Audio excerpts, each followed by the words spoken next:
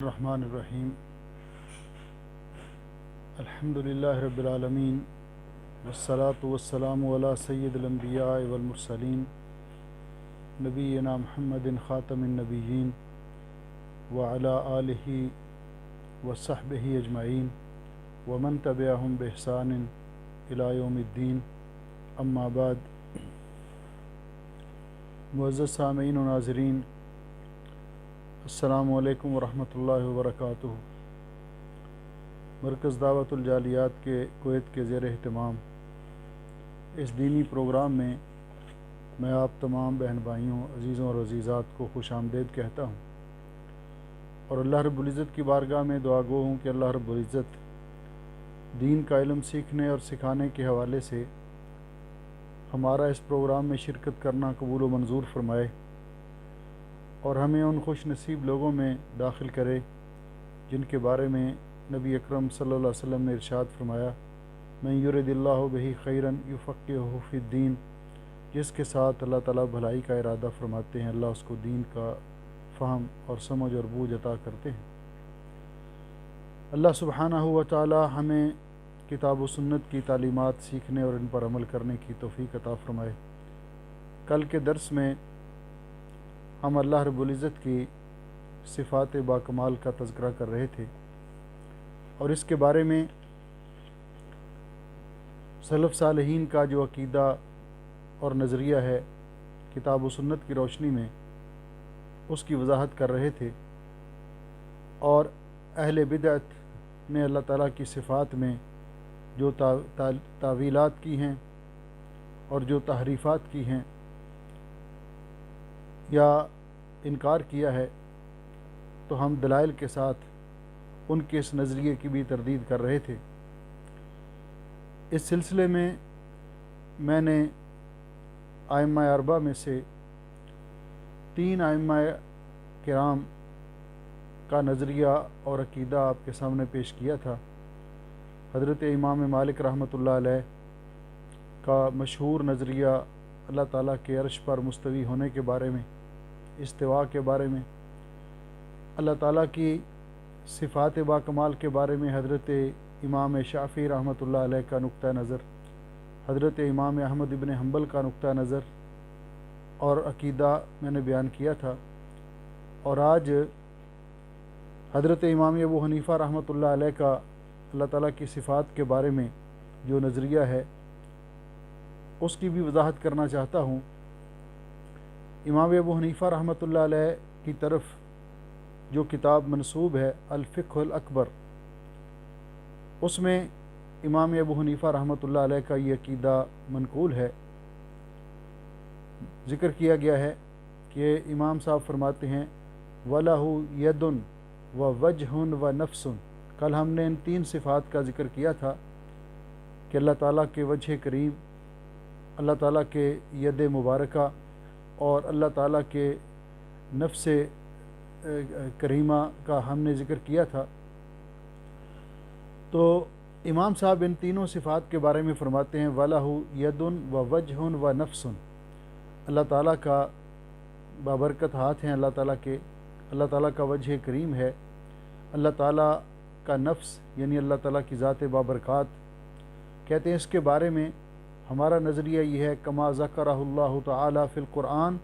جس طرح کہ اللہ رب العزت نے قرآن پاک میں ذکر کیا ہے۔ فما ذکرہ اللہ تعالیٰ فی القرآن من ذکر الوجہ والید والنفس، کہ اللہ رب العزت نے قرآن کریم میں اپنے وجہ کریم کا ذکر کیا، اپنے ید مبارک کا ذکر کیا، اپنے نفس ذات بابرکات کا ذکر کیا، فرماتے فَهُوَ لَهُ صِفَاتٌ بِلَا كَيْفٍ، یہ اللہ تعالیٰ کی صفات ہیں بغیر کیفیت بیان کیے ہوئے، ہم ان کی کیفیت بیان نہیں کر سکتے۔ اور ساتھ امام صاحب نے ان لوگوں کے نظریات کی تردید بھی کی کہ جو لوگ اس کی تعویل کرتے ہیں، فرماتے ہیں وَلَا يُقَالُ، یہ نہیں کہا جا سکتا إِنَّ يَدَهُ قُدْرَتُهُ، کہ اللہ تعالیٰ کے ہاتھ سے مراد اللہ تعالیٰ کی قدرت ہے، او نعمتہ، اور نعمتہ یہ اللہ تعالیٰ کی نعمت ہے، اس لیے لأن فیہ ابطال الصفاتی، اس لیے کہ اگر اللہ تعالیٰ کے ید مبارک سے مراد اللہ تعالیٰ کی قدرت یا نعمت لی جائے تو اس سے اللہ تعالیٰ کی صفت کا ابطال لازم آتا ہے، انکار لازم آتا ہے۔ کہتے ہیں وَهُوَ قَوْلُ أَهْلِ الْقَدْرِ وَالْاعْتِزَالِ، یہ تو قدریہ کا جو تقدیر کے منکر ہیں ان کا اور معتزلہ کا یہ نظریہ ہے، لیکن حقیقت یہ ہے لیکن یدہ صفتہ بلا کیف وغضبہ ورضاہ صفتان من صفات اللہ تعالی بلا کیف، کہ اللہ رب العزت کا ید مبارک اللہ تعالیٰ کی صفت ہے بغیر کیفیت کے، کہ ہم اس کی کیفیت نہیں بیان کر سکتے کیسی، جیسے اللہ تعالیٰ کی ذات بابرکات کو لائق ہے۔ اسی طرح دو صفتوں کا اور ذکر کیا، فرماتے ہیں وغضبہ ورضاہ صفتان، اللہ تعالیٰ کا غضب اور اللہ تعالیٰ کی رضا یہ بھی صفتان، یہ دو صفتیں ہیں من صفات اللہ تعالی، اللہ تعالیٰ کی صفات میں سے بلا کیفن، بغیر کسی کیفیت کے بیان کیے ہوئے، یعنی جیسے اللہ رب العزت کی ذات بابرکات کو لائق ہیں۔ تو گویا کہ رسول اکرم صلی اللہ علیہ وسلم کا نظریہ اور عقیدہ جو آپ نے صحابہ اکرام کو سکھایا اور تمام صحابہ اکرام کا، ائمہ اربعہ کا اور تمام سلف صالحین کا اللہ تعالیٰ کی اسماء حسنہ کے بارے میں اور اللہ تعالیٰ کی صفات باکمال کے بارے میں، اور ائمہ اربعہ کا بھی یہی نظریہ ہے جو تمام اسلاف کا چلا آ رہا ہے کہ اللہ تعالیٰ کی صفات برحق ہیں، ان کا اس بات لازم ہے اور ان کے اندر کسی قسم کی تحریف، تعطیل، تعویل اور تشبیہ اور تمثیل کی گنجائش نہیں ہے، اور نہ ہم ان کی کیفیت بیان کر سکتے ہیں۔ آج اس کے بعد چوتھے نمبر پر جو صاحب کتاب نے علامہ ابن قدامہ نے اللہ تعالیٰ کی صفت کا ذکر کیا ہے وہ ہے المجی، اللہ تعالیٰ کا آنا، اللہ تعالیٰ کا آنا۔ اللہ رب العزت کی یہ صفت المجی، اور اس کے بعد جو ذکر کیا ہے اتیان، کہ اللہ تعالیٰ کا آنا، مجی کا معنی بھی آنا اور اتیان کا معنی بھی آنا۔ اسی لیے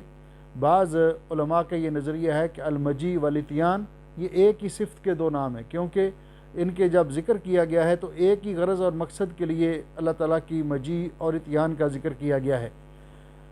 بعض علماء نے کہا کہ علامہ ابن قدامہ رحمہ اللہ کے اس انداز سے معلوم ہوتا ہے کہ وہ ان کے نزدیک مجی اور اتیان دو الگ الگ صفتیں ہیں، لیکن دونوں کا معنی آنا ہے۔ لیکن جو بات معلوم ہوتی ہے کہ یہ اللہ تعالیٰ کی یہ صفت جو ہے مجی اور اتیان یہ ایک ہی صفت ہے اللہ تعالیٰ کی، تو اس کے بارے میں جو اہل سنت والجماعت کا یعنی سلف صالحین کا یہ نظریہ ہے وہ یہ ہے کہ اثبات المجیء للہ والاتیان للفصل بین اثبات المجیء للہ والاتیان للفصل بین عبادہ یوم القیامہ، کہ اللہ تعالیٰ کا قیامت کے دن اپنے بندوں کے درمیان آنا جیسے اللہ رب العزت کو لائق ہے ان کے درمیان فیصلہ کرنے کے لیے، تو یہ برحق ہے۔ ہم اس پر ایمان لاتے ہیں من غیر تحریف ولا تعطیل ولا تکییف ولا تمثیل، بغیر کسی تحریف کے، بغیر اس کا انکار کیے، بغیر اس کی کیفیت بیان کیے، بغیر اس کی مثال بیان کیے۔ وَهُوَ مَجِيءٌ حَقِيقِيٌّ يَلِيقُ بِاللَّهِ تعالی، یہ اللہ تعالیٰ کا آنا مجی اور اتیان برحق ہے جیسے اللہ رب العزت کی ذات بابرکات کو لائق ہے۔ ہم اس کی کیفیت مثال بیان نہیں کر سکتے، اس کی مثال بیان نہیں کر سکتے جیسے اللہ تعالیٰ کی ذات کو لائق ہے۔ ذکر کرنے کے بعد پھر کہ اہل بدعت، وہ لوگ جو عقیدہ اہل سنت کے مخالف تھے اس دور میں، جس طرح معتزلہ اور جہمیہ وغیرہ تھے، تو ان کا اس کے بارے میں وہ اس کی تعویل کیا کرتے ہیں، وہ اس اللہ تعالیٰ کے بارے میں یہ عقیدہ جو کہ سلف صالحین کے ہاں کتاب اللہ سے ثابت ہے، سنت رسول اللہ سے ثابت ہے اور اجماع امت سے ثابت ہے۔ کتاب اللہ میں جس طرح اس کی دلیل ہے کہ اللہ رب العزت فرماتے ہیں اعوذ باللہ من الشیطان الرجیم هل ينظرون الا ان ياتيهم اللہ، وہ نہیں انتظار کرتے مگر اس بات کا کہ اللہ رب العزت ان کے پاس آئے۔ وقال تعالی، اور دوسرا اللہ تعالیٰ فرماتے کلا اذا دکت الارض دکا دکا وجاء ربک والملک صفا صفا، کہ قیامت کے دن جب قیامت قائم ہوگی تو اللہ رب العزت فصل قضاء کے لیے تشریف لائیں گے، جس طرح اللہ رب العزت کی ذات بابرکات کو لائق ہے، اور فرشتے قطاریں باندھ کے کھڑے ہوں گے۔ اور سنت رسول صلوات اللہ وسلم علیہ سے جو ثابت ہے کہ قیامت کے قیام کا ذکر کرتے ہوئے آپ نے فرمایا حتیٰ اذا لم یبق الا من یعبد اللہ، حتیٰ کہ جب زمین میں کوئی شخص بھی باقی نہیں رہ جائے گا الا وہ شخص وہ جو کہ اللہ تعالیٰ کی عبادت کرتا ہے، عطاہم رب العالمین، تو اللہ رب العزت تشریف لائیں گے اپنے بندوں کے درمیان فصل قضاء کے لیے۔ اور جہاں تک اجماع کا تعلق ہے، فقد اجمع السلف على ثبوت المجیء للہ تعالی فیجب اثباتہ لہ من غیر تحریف ولا تعطیل ولا تکییف ولا تمثیل۔ سلف صالحین کا اس بات پر اجماع ہے کہ اللہ تعالیٰ کا آنا، اللہ تعالیٰ کی مجیء یہ ثابت ہے، اور اس کا ثابت کرنا لازمی ہے، اس پر ایمان لانا ضروری ہے، بغیر تحریف کے، بغیر اس کا انکار کیے، بغیر اس کی کیفیت بیان کیے، بغیر اس کی مثال بیان کیے۔ وَهُوَ مَجِيءٌ حَقِيقِيٌّ يَلِيقُ بِاللَّهِ، یہ اللہ تعالیٰ کا مجیء حقیقی ہے جس طرح اللہ رب العزت کی ذات بابرکات کو لائق ہے۔ اہل بدعت جو مخالف ہیں اہل سنت کے، وہ اس کی تعویل کیا کرتے ہیں؟ تو وہ اس کی تعویل کرتے ہیں کہ یہ اللہ تعالیٰ کی مجیء حقیقی نہیں، بلکہ اس سے مراد کیا ہے کہ قد فسرہ اہل التعطیل بمجیء امرہ، کہ اس سے مراد کہ اللہ کا حکم آئے گا، یعنی اللہ تعالیٰ بنفس نفیس اپنی ذات بابرکات کے ساتھ نہیں، بلکہ اللہ تعالیٰ کا حکم آئے گا۔ تو اس کی سلف صالحین نے، علماء جو کتاب و سنت کو فالو کرنے والے ہیں، تو انہوں نے اس کی تردید کرتے ہوئے کہا کہ ایک تو یہ نظریہ سلف صالحین کے اجماع کے خلاف ہے، اور دوسرا قرآن پاک اور حدیث پاک کی نصوص کے خلاف ہے، کہ کہیں بھی یہ جاء ربک اس کا معنی یہ نہیں ہے، اور قرآن پاک کی دوسری آیات اس کی وضاحت کرتی ہیں کہ اللہ تعالیٰ کے امر کا آنا، کیونکہ اللہ رب العزت کے ہاں یہ بات کوئی مستحیل نہیں تھی، کیونکہ اللہ رب العزت نے کئی جگہ پہ اپنے امر کا ذکر کیا، تو اگر یہاں بھی امر مراد ہوتا تو اللہ رب العزت لفظ امر بھی ذکر فرما سکتے تھے، تو اس لیے یہاں مجیء حقیقی مراد ہے۔ تو گویا کہ اہل بدعت جو ہیں وہ اس کی تعویل کرتے ہیں اس اللہ تعالیٰ کی صفت کی، اور کہتے ہیں اس سے مراد اللہ تعالیٰ کا اپنی ذات بابرکات کے ساتھ تشریف لانا نہیں ہے، بلکہ اللہ تعالیٰ کے حکم کا آنا ہے، مجیء امر ہی اللہ تعالیٰ کے حکم کا آنا ہے۔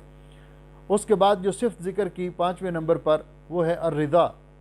اللہ تعالیٰ کی صفت رضا۔ رضا کا معنی خوش ہونا، رضا کا معنی خوش ہونا، یہ اللہ تعالیٰ کی صفت بھی قرآن پاک سے، حدیث پاک سے اور اجماع سلف سے یہ ثابت ہے۔ قرآن پاک سے جس طرح اللہ رب العزت نے ارشاد فرمایا، اعوذ باللہ من الشیطان الرجیم، رضی اللہ عنہم ورضوا عنہ، رضی اللہ عنہم، اللہ تعالیٰ ان پہ راضی ہوا، ورضوا عنہ، اور وہ اللہ تعالیٰ پہ راضی ہوئے۔ اور حدیث پاک کے اندر رسول اکرم صلی اللہ علیہ وسلم کا یہ ارشاد گرامی، مسلم شریف کے اندر یہ حدیث ہے کہ نبی پاک صلی اللہ علیہ وسلم نے فرمایا، ان اللہ لا یرضی عن العبد، اللہ تعالیٰ اپنے بندے سے یہ بات پسند کرتے ہیں کہ ان یاکل الاکل فیحمدہ علیہا، کہ اللہ کا بندہ کوئی کھانا کھائے اور اس پر اللہ تعالیٰ کا شکر ادا کرے، او یشرب الشربہ، یا پانی کا گھونٹ پیے، فیحمدہ علیہا، اور اس پر اللہ تعالیٰ کا شکر ادا کرے۔ تو یہاں بھی ان اللہ لا یرضی، اللہ تعالیٰ راضی ہوتے ہیں، تو یہاں بھی صفت رضا کا ذکر ہے۔ اسی طرح سلف صالحین کا بھی اس کے بارے میں جو نظریہ ہے کہ اللہ تعالیٰ کی صفت رضا، اس کو ثابت کرنا لازم ہے، اور اس پر اجماع ہے سلف کا، بغیر تحریف کے، تعطیل کے، اور بغیر کیفیت بیان کرنے کے، اور بغیر مثال بیان کرنے کے۔ وَهُوَ رضا حقیقی یلیق باللہ تعالیٰ، یہ اللہ تعالیٰ کی صفت حقیقی صفت ہے جیسے اللہ رب العزت کو لائق ہے۔ لیکن جو اہل بدعت ہیں، اللہ تعالیٰ کی صفات میں تعویل کرنے والے یا انکار کرنے والے، تو انہوں نے اس سے مراد اس کی تعویل کیا کی ہے؟ تو انہوں نے وقد فسرہ اہل التعطیل بالثواب، انہوں نے کہا کہ اللہ تعالیٰ کی رضا یہ حقیقی صفت نہیں ہے، بلکہ جہاں اللہ تعالیٰ کی رضا کا ذکر ہے اس کا معنی ثواب ہے، اس کا معنی ثواب ہے، یہ انہوں نے تعویل کی ہے۔ لیکن یہ بھی اجماع امت کے بھی خلاف ہے، اجماع سلف کے بھی خلاف ہے، اور قرآن پاک کے اور حدیث پاک کی ظاہری نصوص کے بھی خلاف ہے۔ اور یہی نظریہ جو اہل سنت والجماعت کا ہے کہ اللہ تعالیٰ کی یہ صفت رضا یہ بھی حقیقی صفت ہے، اس کا ثواب کے ساتھ اس کی تعویل کرنا یہ درست نہیں ہے۔ اس کے بعد چھٹی جو صفت ذکر کی علامہ ابن قدامہ نے، وہ ہے المحبہ، اللہ تعالیٰ کی محبت۔ محبت بھی اللہ تعالیٰ کی یہ صفت ہے، اور جیسے اللہ رب العزت کو لائق ہے، اور یہ بھی بالکل اسی طرح کتاب اللہ، سنت رسول اللہ اور سلف کے اجماع سے یہ بات ثابت ہے۔ قرآن پاک میں اللہ رب العزت نے اپنی اس صفت کا تذکرہ کرتے ہوئے فرمایا فَسَوْفَ يَأْتِ اللَّهُ بِقَوْمٍ يُحِبُّهُمْ وَيُحِبُّونَهُ، کہ اگر تم اللہ تعالیٰ کے دین کو چھوڑ دو گے، اللہ تعالیٰ کے دین سے اعراض کر لو گے، تو اللہ تعالیٰ ایسی قوم کو لے کر آئے گا، یحبہم جن سے اللہ تعالیٰ محبت کرے گا، وَيُحِبُّونَ اور وہ اللہ تعالیٰ سے محبت کریں گے۔ اسی طرح اللہ رب العزت نے فرمایا وَأَحْسِنُوا تم نیکی کرو، ان اللہ یحب المحسنین اللہ تعالیٰ نیکی کرنے والوں سے محبت کرتا ہے۔ اسی طرح فرمایا رسول اکرم صلی اللہ علیہ وسلم کو اللہ تعالیٰ نے کہ لوگوں کو یہ فرما دیجئے قل ان کنتم تحبون اللہ فاتبعونی یحببکم اللہ، اگر تم اللہ تعالیٰ سے محبت کرتے ہو تو پھر میری پیروی کرو، میری پیروی کرو گے یحببکم اللہ تو اللہ تعالیٰ بھی تم سے محبت کرے گا۔ تو گویا کہ اللہ تعالیٰ کا اپنی مخلوق یا اپنے بندوں کے ساتھ محبت کرنا یہ اللہ رب العزت کی صفت ہے، جو قرآن پاک سے بھی ثابت ہے اور حدیث پاک سے بھی ثابت ہے کہ جنگ خیبر کے موقع پر رسول اکرم صلی اللہ علیہ وسلم نے ارشاد فرمایا تھا لَأُعْطِيَنَّ الرَّايَةَ غَدًا، کل میں اس شخص کو جھنڈا دوں گا یحب اللہ ورسولہ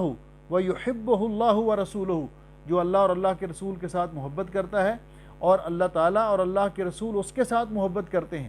تو یہ حدیث متفق علیہ ہے۔ تو نبی علیہ السلام نے اگلے دن وہ جھنڈا حضرت علی رضی اللہ تعالیٰ عنہ کو دیا تھا کہ کل میں اس شخص کو جھنڈا دوں گا جو اللہ تعالیٰ سے محبت کرتا ہے اور اللہ کے رسول سے محبت کرتا ہے،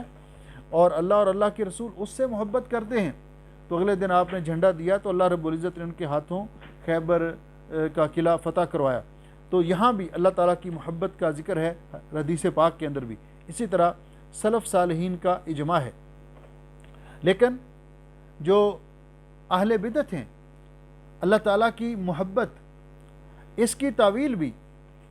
وہ ثواب کے ساتھ کرتے ہیں، جس طرح رضا کی تعویل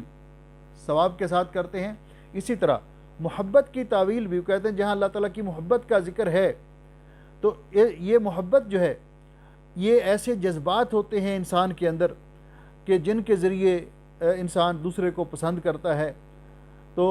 گویا کہ وہ دل کے اندر خیالات اور دل کے اندر ان جذبات کے حوالے سے کہ تو اس کو اگر ثابت کریں گے تو اللہ تعالیٰ کے ساتھ تشبیہ لازم آئے گی، یہ ان کا نظریہ ہے۔ اس لیے پھر وہ اس کی تعویل کرتے ہیں تو کہتے ہیں جہاں بھی اللہ کی محبت کا ذکر ہے وہ اس کا معنی ثواب ہے، اس کا معنی ثواب ہے، اور یہ بھی قرآن و حدیث کے بھی اجماع سلف کے بھی خلاف ہے اور لغت عرب کے بھی خلاف ہے، اس لیے ان کا یہ نظریہ بھی درست نہیں ہے۔ اسی طرح اللہ رب العزت نے اہل سنت والجماعت کا جو عقیدہ ہے وہ یہی ہے کہ ہم اللہ تعالیٰ کی محبت پر ایمان رکھتے ہیں اور اس کو ثابت کرتے ہیں من غیر تحریف ولا تعطیل ولا تکییف ولا تمثیل، بغیر اس کے معنی کو بدلنے کے، بغیر اس کا انکار کرنے کے، بغیر اس کی کیفیت بیان کرنے کے، بغیر اس کی مثال دینے کے۔ وحی محبت، یہ اللہ تعالیٰ کی حقیقی صفت ہے کما تلیق باللہ تعالی، جس طرح کہ اللہ رب العزت کی ذات بابرکات کو لائق ہے۔ اسی طرح اس کے بعد صاحب کتاب نے اللہ تعالیٰ کی صفت غضب کا ذکر کیا کہ اللہ تعالیٰ کا غصے میں آنا، ناراض ہونا۔ تو یہ اللہ تعالیٰ کی صفت جیسی اللہ کو لائق ہے۔ جو انکار کرنے والے وہ کہتے ہیں غضب کا معنی یہ ہے کہ انسان غصے میں آتا ہے، اس کا خون جوش مارتا ہے تو انسان کو غصہ آتا ہے۔ اگر یہ ثابت کریں تو اللہ تعالیٰ کے ساتھ تشبیہ لازم آتی ہے، حالانکہ اللہ رب العزت نے صاف صاف فرمایا کہ میرے لیے مثال بیان نہ کرو۔ اور اہل سنت والجماعت کا سلف صالحین کا یہ نظریہ ہے کہ ہم اللہ رب العزت کی کسی صفت کو بھی مخلوق کے ساتھ تشبیہ نہیں دیتے، مخلوق کے ساتھ تشبیہ نہیں دیتے، بلکہ جس طرح اللہ تعالیٰ کی ذات بابرکات وہ سب سے اعلیٰ و بالا ہے، منفرد ہے، اسی طرح اللہ تعالیٰ کی صفات با کمال وہ بھی سب سے اعلیٰ و بالا ہیں، ان کو مخلوق کی صفات کے ساتھ تشبیہ نہیں دی جا سکتی۔ یہ تو صفات نقص ہیں کہ انسان کو اگر کسی بات پہ خوشی ہوئی تو وہ راضی ہو گیا، اور کسی بات پہ تھوڑا سا اس کا موڈ خراب ہوا، ناراض ہوا تو اس کو غصہ آ گیا، تو یہ انسان کی کیفیت ہے۔ اللہ رب العزت کی جتنی صفات ہیں سب صفات با کمال ہیں۔ تو قرآن پاک میں اللہ رب العزت نے فرمایا اس کے بارے میں کہ جو کسی مومن کو جان بوجھ کے قتل کرتا ہے، کہ من قتل مؤمنا متعمدا، تو اس کے آخر میں فرمایا وغضب اللہ علیہ ولعنہ، اللہ تعالیٰ اس پر ناراض ہوا اور اللہ تعالیٰ نے اس پہ لعنت کی ہے۔ اسی طرح نبی پاک صلی اللہ علیہ وسلم نے ارشاد فرمایا، اور صحیح حدیث کے اندر ہے متفق علیہ، ان اللہ کتب کتابا عنده فوق العرش، اللہ تعالیٰ نے اپنے ہاں کتاب لکھی ہے جو اس کے پاس عرش کے اوپر ہے، اس میں لکھا ہے اس کتاب کے اندر ان رحمتی تغلب غضبی، کہ میری رحمت میرے غضب پر غالب ہے، میری رحمت میرے غضب پر غالب ہے۔ تو یہاں بھی غضبی، اللہ تعالیٰ کا غضب، تو گویا کہ جس طرح باقی صفات میں اللہ تعالیٰ کی صفات کو مخلوق کی صفات کے ساتھ تشبیہ دینا حرام ہے، منع ہے، اسی طرح اللہ تعالیٰ کی صفت غضب کو بھی حقیقی معنوں میں ماننا کہ جیسے اللہ کو لائق ہے، جیسے اللہ کو لائق ہے۔ اسی لیے سلف صالحین کا اس بات پر اجماع ہے، اجمع السلف ولا ثبوت الغضب للہ فیجب اثباتہ من غیر تحریف ولا تعطیل ولا تکییف، کہ اس بات پر سلف کا اجماع ہے کہ اللہ تعالیٰ کے لیے صفت غضب کو ثابت کرنا جیسے اللہ کی ذات و برکات کو لائق ہے، واجب ہے، بغیر اس کے معنی کو میں تحریف کیے ہوئے، بغیر اس کا انکار کیے اور اس کی کیفیت بیان کیے اور بغیر اس کی مثال دیتے ہوئے۔ تو وہ غضب حقیقی یلیق باللہ، تو یہ حقیقی غضب اللہ تعالیٰ کی حقیقی صفت ہے جیسے اللہ کو لائق ہے، جیسے اللہ کو لائق ہے۔ اہل بدعت نے، اہل تعطیل نے اس کی کیا تفسیر کی ہے، اس کی کیا تعویل کی ہے، تو انہوں نے غضب کی تعویل کرتے ہوئے کہا کہ غضب سے مراد انتقام ہے، کہ اللہ تعالیٰ کا کسی کو سزا دینا، اس سے انتقام لینا، تو غضب سے مراد یہ ہے، حقیقی صفت نہیں ہے۔ تو اس کا بھی اسی طرح رد کیا گیا کہ جس طرح ہم پہلے باقی صفات کے اندر کہ اللہ تعالیٰ کی یہ صفت قرآن سے بھی ثابت ہے، حدیث پاک سے بھی ثابت ہے اور اجماع سلف سے بھی ثابت ہے، اس کا انکار کرنا ان تینوں کا انکار ہے، اور پھر لغت عرب بھی اس کا ساتھ نہیں دیتی، کیونکہ اللہ رب العزت نے انتقام کے لیے قرآن پاک میں الگ جو الفاظ استعمال کیے ہیں، جس طرح اللہ رب العزت نے فرمایا کہ فلما آسفونا، جب انہوں نے ہمیں غصہ دلایا، انتقمنا منہم، ہم نے ان سے انتقام لیا، ہم نے ان سے انتقام لیا۔ تو غضب کے لیے الگ لفظ استعمال کیا اور انتقام کے لیے الگ استعمال کیا، تو کہتے ہیں فجعل الانتقام نتیجۃ للغضب، تو انتقام جو ہے اس کو غضب کا نتیجہ، کہ غضب کے نتیجے میں اللہ تعالیٰ نے ان کو سزا دی، تو اس کا معنی ہے کہ غضب اور چیز ہے، انتقام اور چیز ہے، لہٰذا اہل بدعت کا غضب کی تعویل کرنا انتقام کے ساتھ یہ درست نہیں ہے۔ اسی طرح اللہ رب العزت کی صفت کا ذکر کیا صاحب کتاب نے، صفت سخط کا معنی ناراض ہونا، اللہ تعالیٰ کی ناراضگی، تو یہ اللہ تعالیٰ کی صفت یہ کتاب اللہ سے، سنت رسول اللہ سے اور اجماع سلف سے ثابت ہے، جس طرح کہ اللہ رب العزت نے قرآن پاک میں فرمایا ذالک بانہم اتبعوا ما اسخط اللہ، یہ اس لیے کہ انہوں نے اس چیز کی پیروی کی جو اللہ تعالیٰ کو ناراض کرنے والی ہے، ما اسخط اللہ، تو یہ قرآن پاک میں اللہ رب العزت نے ذکر کیا۔ نبی پاک صلی اللہ علیہ وسلم یہ دعا کیا کرتے تھے، اللہم انی اعوذ برضاک من سخطک وبمعافاتک من عقوبتک، اے اللہ میں تیری رضا کے ذریعے تیری ناراضگی سے تیری پناہ چاہتا ہوں، اور تیری معافی کے ذریعے تیری عقوبت اور سزا سے پناہ چاہتا ہوں۔ تو گویا کہ رسول اکرم صلی اللہ علیہ وسلم نے بھی اللہ تعالیٰ کی صفت رضا کو ذکر کیا حدیث پاک میں۔ اسی طرح سلف صالحین کا اس پر اجماع بھی ہے، اور سخط جو ہے یہ اللہ تعالیٰ کی حقیقی صفت ہے، کما یلیق باللہ عز وجل، جس طرح کہ اللہ تعالیٰ کی ذات بابرکات کو لائق ہے۔ لیکن اہل تعطیل نے اس کی جو تعویل کی ہے، اس کی تعویل کی ہے کہ غضب سے مراد وہ کیا لیتے ہیں، تو وہ جس طرح میں نے پہلے ذکر کیا، جس طرح کہ اس سے مراد وہ انتقام لیتے ہیں، اس سے مراد وہ سخط کی، جس طرح غضب کی وہ تعویل کرتے ہیں انتقام کے ساتھ، اسی طرح سخط اللہ تعالیٰ کی ناراضگی کی تعویل بھی وہ انتقام کے ساتھ کرتے ہیں، اور جو ظاہری نصوص اور لغت عرب کے ساتھ بھی وہ لگا نہیں کھاتا۔ اسی طرح 9ویں نمبر پر جو صفت ذکر کی وہ کراہا ہے کہ اللہ تعالیٰ کا کسی چیز کو ناپسند کرنا، اللہ تعالیٰ کا کسی چیز کو ناپسند کرنا۔ اللہ تعالیٰ کی یہ صفت بھی ثابت ہے کتاب اللہ سے، سنت رسول اللہ صلی اللہ علیہ وسلم سے اور اجماع سلف سے۔ اللہ تعالیٰ فرماتے ہیں وَلَٰكِنْ كَرِهَ اللَّهُ انبعاثَهُم، لیکن اللہ تعالیٰ نے ہی ان کا اٹھنا یا ان کا جانا اس کو ناپسند کیا۔ رسول اکرم صلی اللہ علیہ وسلم نے فرمایا، صحیح بخاری شریف کی یہ حدیث ہے کہ ان اللہ کرہ لکم، اللہ تعالیٰ نے تمہارے لیے ناپسند کیا ہے۔ ان اللہ کرہ لکم، اللہ تعالیٰ نے تمہارے لیے ناپسند کیا ہے۔ آگے ان چیزوں کا ذکر کیا، قیل و قال، کیل و کال کو، کہ آدمی کیل و کال، بال کی کھال اتارنا، بات اور و کثرت سوال، اور کثرت کے ساتھ سوال کرنا، پوچھتے ہی جانا، و اضاعت المال، اور مال کو برباد کرنا۔ اللہ تعالیٰ ان 3 چیزوں کو ناپسند کرتا ہے۔ تو قیل و قال کا معنی کہ آدمی مسئلے میں آگے فرضی مسئلے کر کے بحث کو طول دے، اس کا سمجھنا مقصد نہ ہو بلکہ صرف بحث کرنا مقصد ہو، یا کثرت سوال، جس طرح بنی اسرائیل کی اللہ تعالیٰ نے قرآن پاک میں مثال بیان کی کہ بنی اسرائیل نے جب اللہ رب العزت نے ان کا ایک سورۃ البقرہ میں جس طرح ہے کہ ان کا ایک بندہ قتل ہو گیا، تو اب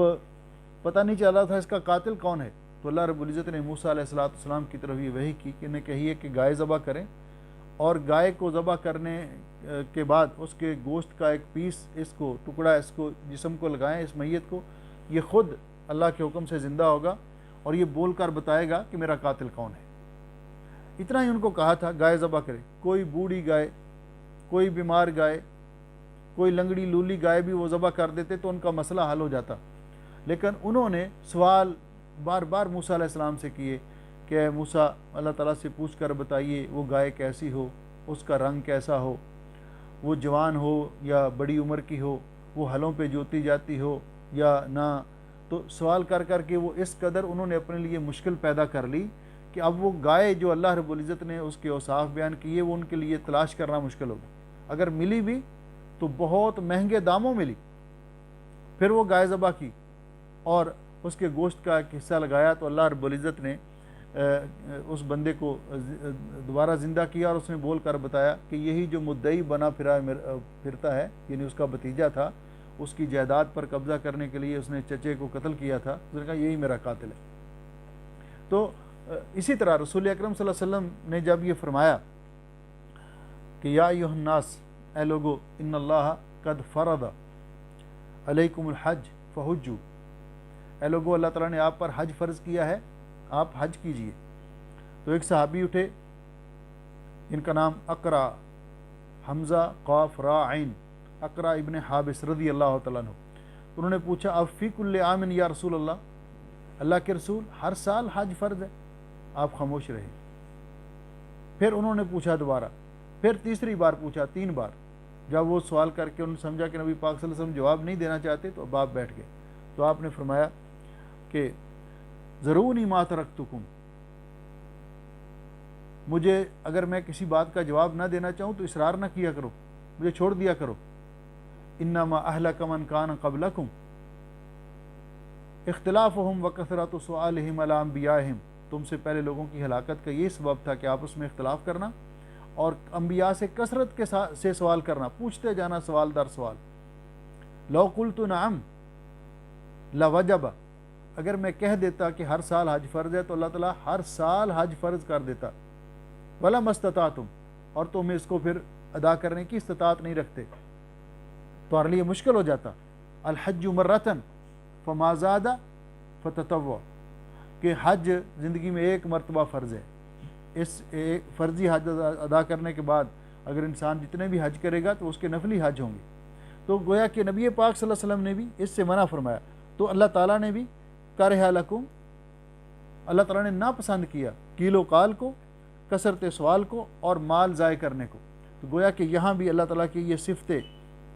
الکراہہ یہ ذکر کی گئی کہ اللہ تعالیٰ کے ناپسند کرتا ہے اللہ تعالیٰ جن چیزوں کو۔ سلف صالحین کا بھی اس بات پر اجماع ہے کہ ہم اللہ تعالیٰ کی اس صفت کو ثابت کرتے ہیں جس طرح اللہ کی ذات بابرکات کو لائق ہے، اور یہ اللہ تعالیٰ کی حقیقی صفت ہے۔ ہم اس میں کوئی تحریف، تعطیل، تکییف یا تمثیل کے قائل نہیں ہیں۔ اہل تعطیل جو ہیں उसने इसकी क्या तफसीर की है, इसकी क्या तावील करते हैं। वो हकीकी सिफ्त नहीं मानते लेकिन इसमें तावील करते हैं। तो वो क्या कहते हैं कि इससे मुराद ये अल-इबाद, अल-इबाद, अल्लाह ताला का किसी को दूर कर देना, अपने से दूर कर देना, अपनी रहमत से दूर कर देना। तो ये उसकी तावील करते हैं। लेकिन हम इसका भी वही जवाब देते हैं जो पहले हम तमाम अल्लाह ताला की सिफ़ात बाकमाल के बारे में देते आए हैं, कि हम इसी तरह इसको साबित करेंगे कि जिस तरह कुरान व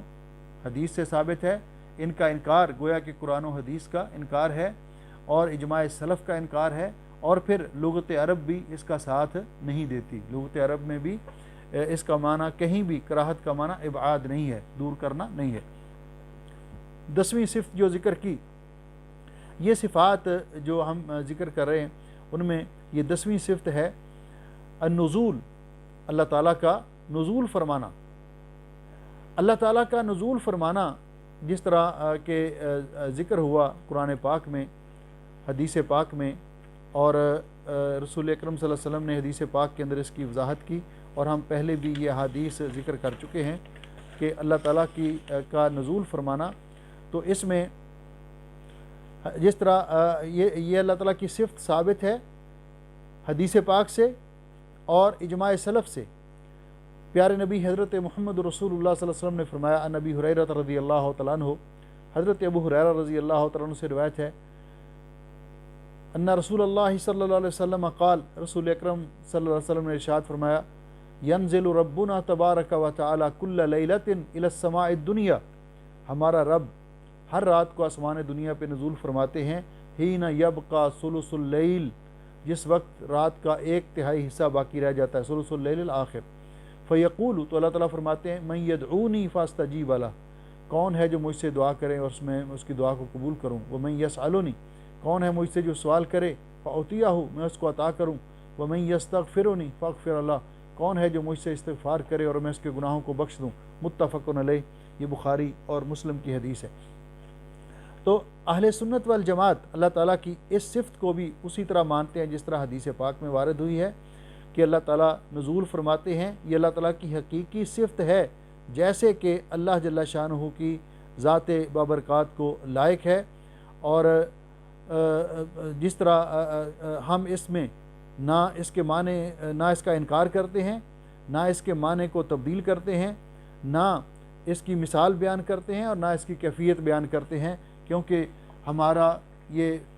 नज़रिया है कि अल-क़ौलु फ़ी सिफ़ाति कल क़ौलि फ़ी ज़ात, कि अल्लाह ताला की सिफ़ात के बारे में भी वही हमारा अक़ीदा और नज़रिया जो अल्लाह ताला की ज़ात बाबरकात के बारे में है, कि अल्लाह ताला की जिस तरह हम ज़ात के बारे में कैफियत नहीं बयान कर सकते, मिसाल नहीं बयान कर सकते, तशबीह नहीं दे सकते, इसी तरह हम अल्लाह ताला की सिफ़ात को भी तशबीह नहीं दे सकते। लेकिन अहले तातील जो हैं वो इससे मुराद क्या लेते हैं, अल्लाह ताला की इस सिफ़त नुज़ूल की क्या तावील करते हैं। तो वो कहते हैं इससे मुराद बेनुज़ूल अमरिही, कि अल्लाह ताला का हुक्म नाज़िल होता है, अल्लाह ताला का अमर नाज़िल होता है। ख़ुद अल्लाह ताला ज़ात बाबरकात के साथ तशरीफ़ नहीं लाते, बल्कि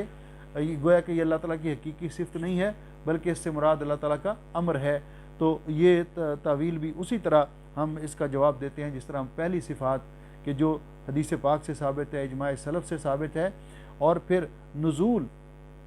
इसमें नुज़ूल अमर का कहीं ज़िक्र नहीं है, क्योंकि अगर अमर का ज़िक्र होता तो जिस तरह दीगर नसूस में अल्लाह ताला के अमर का ज़िक्र है तो यहाँ भी इसका ज़िक्र होता। इस तरह आज ये 10 सिफ़ात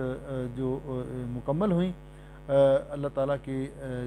सिफ़ात बाकमाल में से, उसके बारे में जो सलफ़ सालेहीन का नज़रिया है, नबी पाक सल्लल्लाहु अलैहि वसल्लम, आपके शागिर्दान गिरामी, सहाबा इकराम, आइम्मा अरबा और बाकी जो किताब व सुन्नत को फॉलो करने वाले हैं, तो उसका ज़िक्र किया। और अहले तावील, अहले तातील, अहले बिदत, उनके नज़रिए की तरदीद की कि जो इन सिफ़ात की तावील करते हैं। तो इंशाअल्लाह बाकी जो अगले दर्स में, क्योंकि अब वक्त भी अज़ान का हो गया है, तो आप मुताबत फरमाएँ। अल्लाह ताला जज़ाए खैर दे इस प्रोग्राम में शिरकत करने की। सबसे बड़ा अहम काम और जो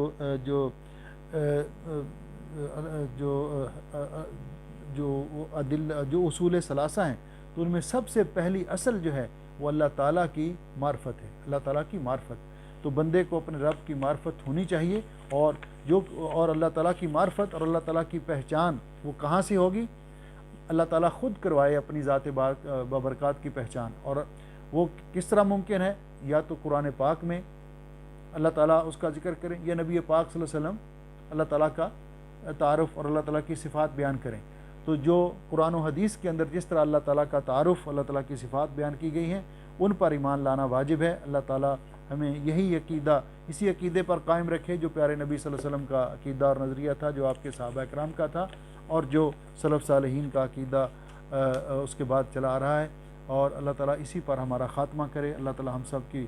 دنیا اور آخرت بہتر بنائے، بیماروں کو اللہ شفا دے، پریشان لوگوں کی پریشانیاں دور فرمائے۔ جتنے بہن بھائی عزیز اور عزیزات اس پروگرام میں شریک ہیں، اللہ تعالیٰ سب کے لیے خیر و برکت کا باعث بنائے۔ السلام علیکم ورحمۃ اللہ وبرکاتہ۔